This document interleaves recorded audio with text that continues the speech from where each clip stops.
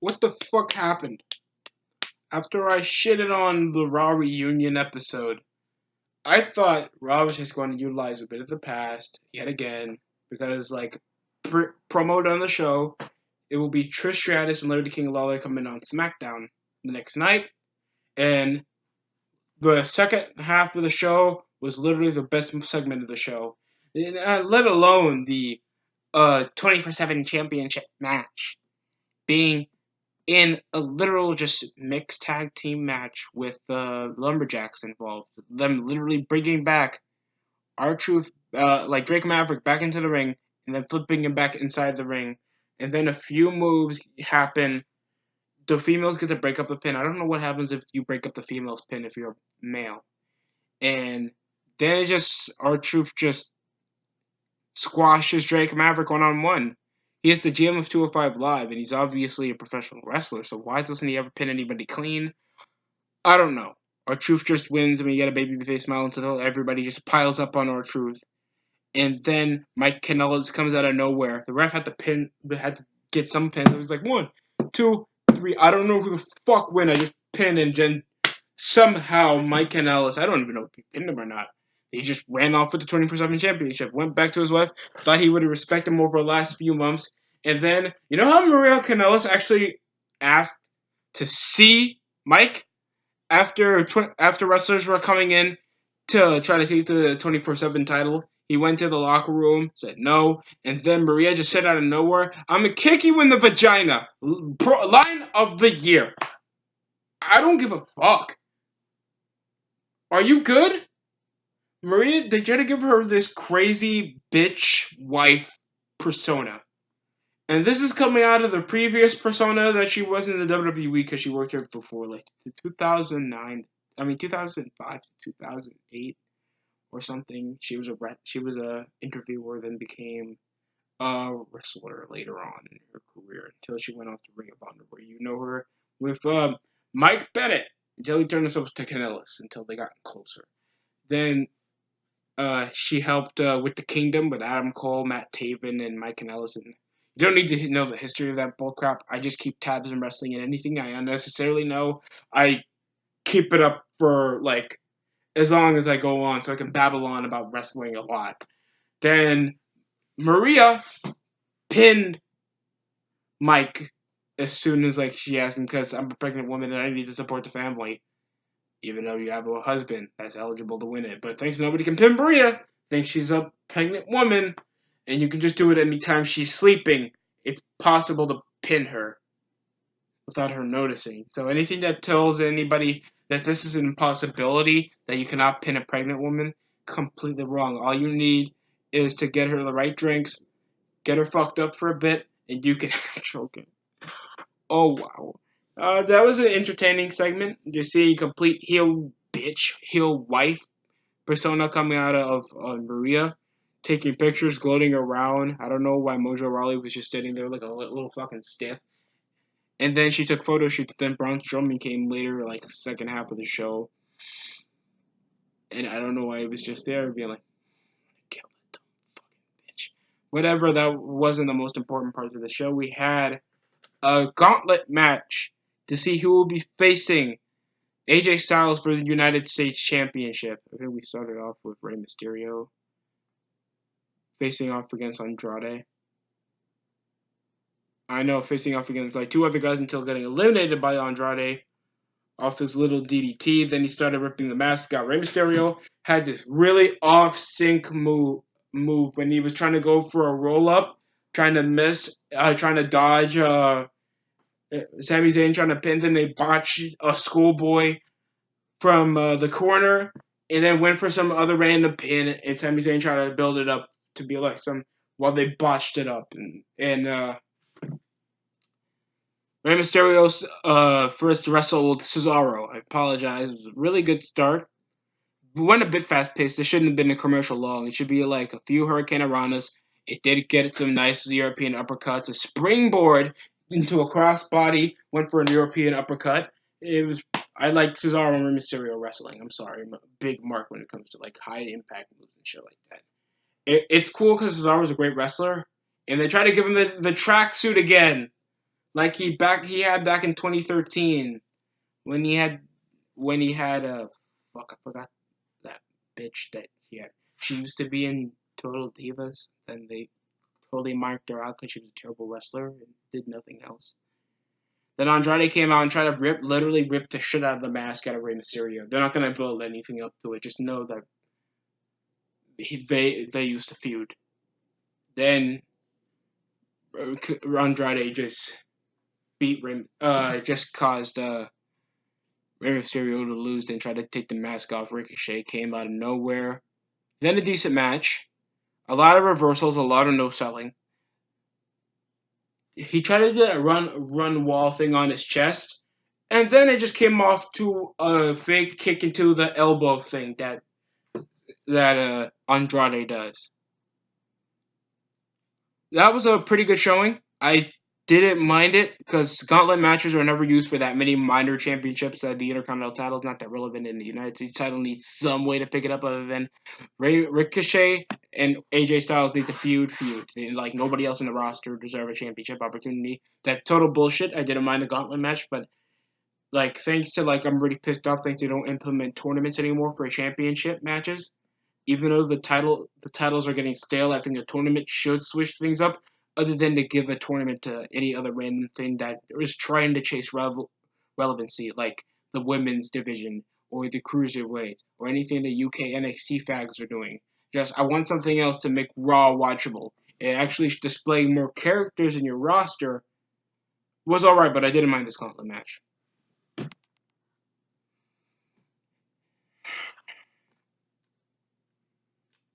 Next up, it was a moment of bliss, and it revealed the incident with Natalya and Becky Lynch over Natalya trying to Finley trying to teach Natalya to get out of the disarmer, and it's like Becky came and kicked him in the nuts and be like, "You betray me."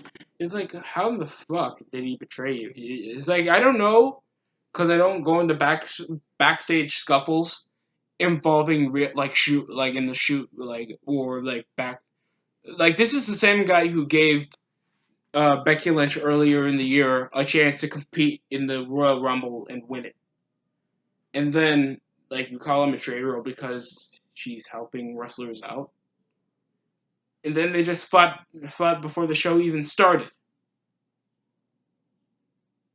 and then Becky Lynch came on the Titantron and put up a mild threat that she's going to face off against Alexa Bliss later tonight and teach her a lesson for being a nosy little bitch. And then we transitioned into a triple threat tag team match for the Raw tag team titles, how irrelevant they've been. We don't care, the revival has been irrelevant, and they're literally doing this because AJ Styles is heel again. So, this match had too many headlocks and too many holds. I don't mind if it's a tag team match. A regular tag team match, you can start slow and build up. I get that. In a multi-man match, it's called triple threat. It's like if it's a multi-man match, aren't you allowed to bring a weapon? You don't lose by count out. So what's the point of trying to go headlocks and start a match slow where you can literally fucking kick the shit out of these assholes from the gate with super kicks and shit? I don't care if you guys are like a Polynesian version of the Young Bucks. The Usos had a majority of the show until the second half of the match. The OCs finally picked it up. Plus, I hate that name. The OCs just came along, canceled a lot of moves. Then a pretty good transition from Luke Gallows. A huge spine buster coming from Carl Anderson. Then they set up the Magic Killer on the other Uso and hit it. Magic Killer wins the match for the OCs and they become 2-time Raw Tag Team Champions. I didn't mind this match, but I thought it went overly slow and found unnecessary reasons so they can just continue the clock because they're going 3 fucking hours. And the only thing you need now is a fucking triple threat tag that going to take up 30 minutes. This went too far. But it was decent to see a tag team title change. I guess this is like the second title change of the night. But this was an alright match. It had all the moves, cancellations. It was decent. Revival were going to do their job. And then we had another squash match with the Viking Raiders. What the fuck? The best thing is not displaying your talent. Making them actually face off against like jobber. I don't care if they're jobber tag teams. Make them like legit tag teams that don't have that much screen time. Like maybe Breezango. I think they're not a thing anymore because Tyler Breeze is on NXT again. The Ascension at least. Just Hawkins and Ryder. Let them have a bit of a feud and they lose all the time. There's something to build up. The Viking Raiders is cool. Hell, make them tag against mismatch tag teams and let them fight. Joe, do something. This doesn't build up a tag team talent. This never works. This works for Nia. This helped Nia Jax do nothing except an irrelevant women's title reign, and she doesn't even have respect around the locker room. Also, didn't work for Braun Strowman because as soon as he was pushed up to the main event scene, he feuded with Roman Reigns, and we know how that goes out. And then he just had a random feud with Brock Lesnar that got screwed over because of Baron Corbin, and we hated that Baron Corbin feud. So this doesn't help with the Vikings at all. I hate the Viking Raiders. Hopefully they have more character other than their screaming Haas retards that just jump around and they're always in a red mist. They never make promos threatening their next opponent. They could be like Broly and try to threaten Goku like you will be one of my victims. Just do something like that. Make promos for your next opponents. Do something different. Not a lot of wrestlers make promos anymore about their minor opponents they're going to face anymore. Like threaten Seth Rollins, threaten the Usos, threaten anybody else that gets in your way. It's literally just a way to build up character. And you have 3 hours to do it, and you idiots give them a squash match. Why didn't you make it a fatal 4-way tag team? If they were like one of the top tag teams in the business, and they keep getting squash matches, aren't they technically undefeated? That's ridiculous in my opinion. Next up, they had Alexa Bliss face off against Becky Lynch 1-on-1. And it ended off forfeit after she faked a leg injury just so she can have a time to attack with Nikki Cross coming in, just trying to talk shit, being like it's all about yourself, and then she gets pinned. So literally a scapegoat for Alexa Bliss to attack from behind the back. Then Natalya comes and hits her with a sharpshooter. Then backstage she came around. A bit of an awkward moment. Natalya just appeared and challenged her instead of being like upfront, I won a submission match against you for the Raw Women's title. She did it backstage. Is it that awkward? You think that it's that apparent? You never thought in your 10 years of working here that you can literally just challenge your opponent, say that you won a submission match, and go on with the show. Why you had to make it backstage and be like, I'm more intimidating. I won a submission match. You couldn't have said that in the stage after you attacked her using the sharpshooter. It was a PS match. They were just doing the same things. The Alexa Bliss match and Becky Lynch match was way better than Nikki Cross and Alexa Bliss. Thanks, they have more chemistry with each other. I hate saying that, but they were just more used to each other, and they played it off well with Becky Lynch always using that slip in out of a pinfall thing. That uses a lot of flexibility. And it was pretty good until Alexa Bliss did some bullshit. And then we had the main event be Ziggler versus Rollins. And they did this so Brock Lesnar can teach Rollins can teach Ziggler a lesson for disrespecting legends, even though that's been done for years. And they kept just sucking the dick of the sweet chin music, yet everybody uses a super kick now. And nobody questioned it around commentary that the Usos used a super kick. Dolph Ziggler uses a super kick. Dolph Ziggler uses a super kick. Everybody uses a super kick now. It's not a rare thing anymore, and they take it like it's a premier finisher. But he can use a leg drop now. Stone Cold Steve Austin, that was just there last week. The next night on SmackDown, Kevin Owens literally stunned Shane McMahon. I'm sick of this bullshit. The commentators are not questioning the new thing that's going around in wrestling now, and it pisses the fuck out of me off because it's obviously apparent that these guys don't have a different variety of an arsenal, and they're just ripping off moves from Hall of Famers, and the wrestlers are not questioning it that much, even though they're literally inspired from most of those guys, and they're not questioning why don't he change his move setup a bit. I'm sick of seeing Lesnar and Rollins literally use the super kick every time they have a bit of momentum. And the match was pretty decent. Rollins used a stiff forearm. We obviously had uh, tossing a dude through the ring post, and he did it twice. So it's really impactful. There was no injury sold. The match was going No one cared. Nobody wanted Ziggler and Rollins to main event anyway.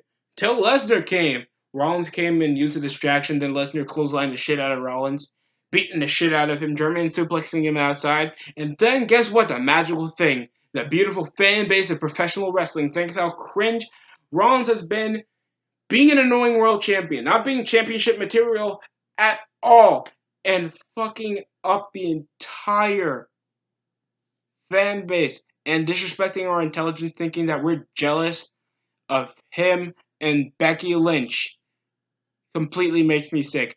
And thank God Lesnar beat the shit out of him, because obviously I'd rather see this than anything else. He made a German suplex him. I heard the loudest chair shot to the back I haven't heard in years. Fucking years.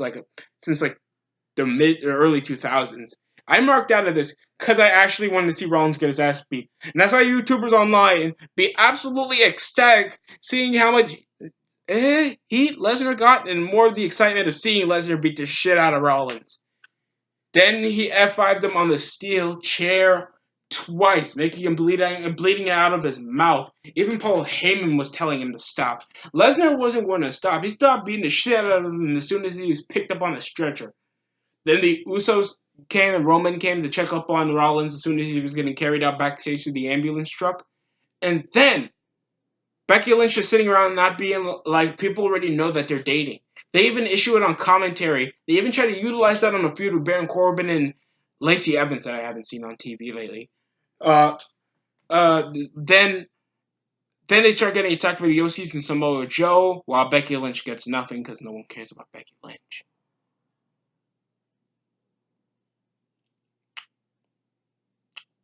Speaking about Becky Lynch, I don't care about your submission match with Natalya, just to be honest.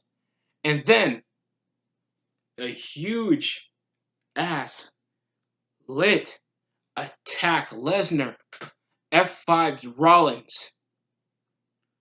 Literally on the goddamn stretcher. It was like the best move of the night, and I wasn't even concluding what was going to happen. There was supposed to be a Samoan summit thing, and I don't know what that was. Obviously, they didn't care about it. They didn't know what they were going to do with it, so they just went for it. Like, they continued the brawl that was going to happen backstage with Roman and Joe, and then they incorporated it. Drew McIntyre coming in out of nowhere for no reason.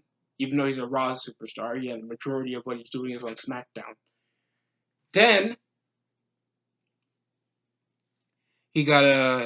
then Cedric Alexander came, tried to assist. The numbers started getting big as soon as the OCs came. The Usos came and stopped Roman Reigns from getting slammed on the table.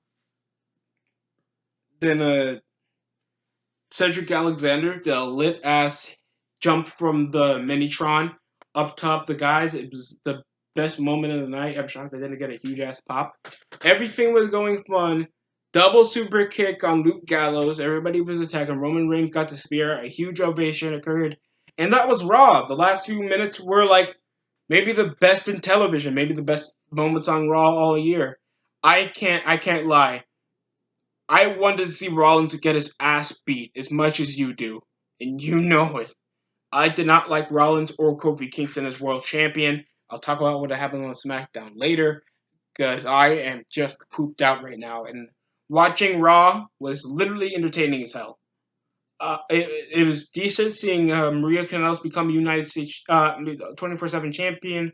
I didn't mind the gauntlet match, tag team title match. It was hit or miss for me because I don't like drag tag team matches. I just wanted to be fast, efficient, exciting, involve a bit of weapons, especially for multi-men and guys that obviously like using spots and kicking the shit out of each other should use weapons.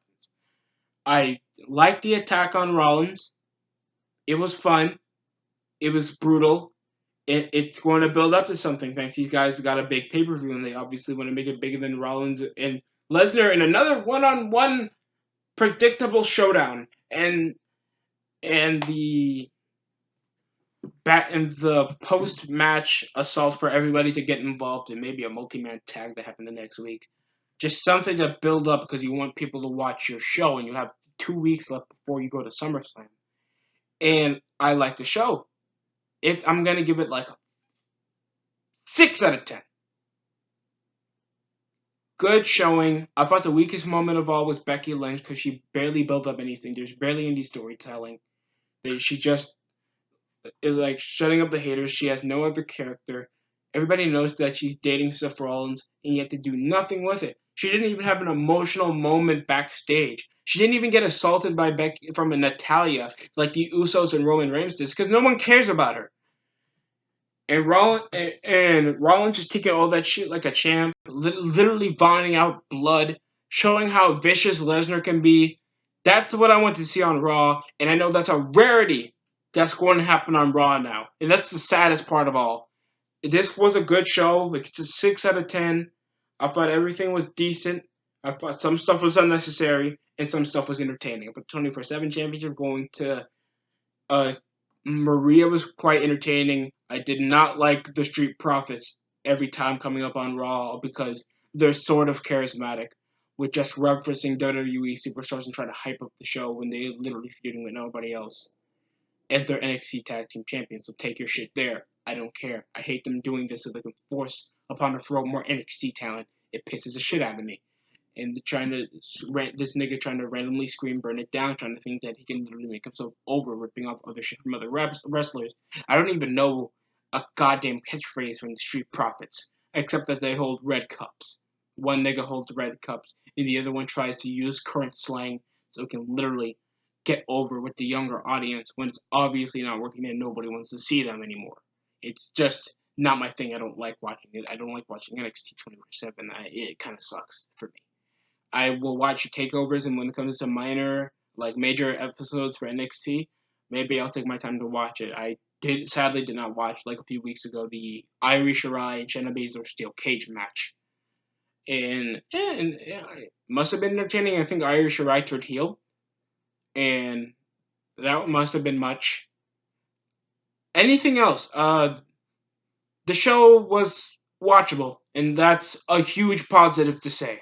That's a really good positive. Thank you for watching, everybody. I hope you enjoyed my review. Hopefully you guys subscribe, comment below. Always like hearing from other people about their takes on the show or anything to get my videos better. Always good to hear from y'all. Thank you for watching, everybody.